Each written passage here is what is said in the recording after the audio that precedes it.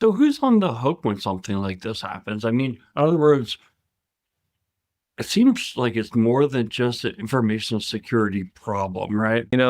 So if we break it down into a couple of areas, if somebody bypasses MFA, it's typically the security team's problem, right? But if somebody calls up the help desk and tricks them into issuing a new credential, oh, all of a sudden that's IT's problem, right? And then if a company interviews an individual and then the person who shows up and is onboarded on the first day is not the person they interviewed, for some reason that's HR's problem.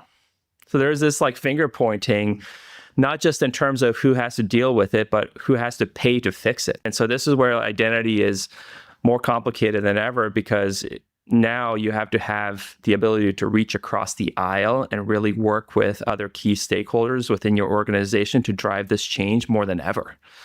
And that's always been the hardest part of identity. And that's why like CISOs are so scared of identity.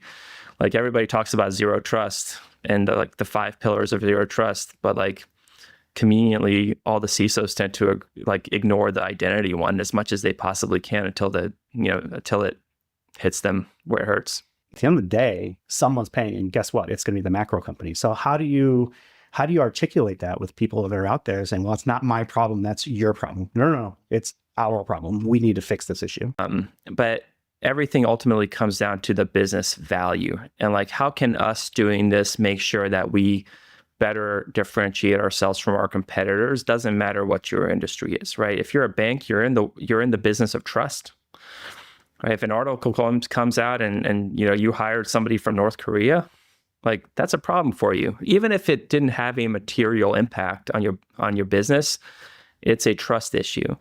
So I think being able to socialize it and position it in such a way that like, hey, this is going to help our business and we need to work together here is key.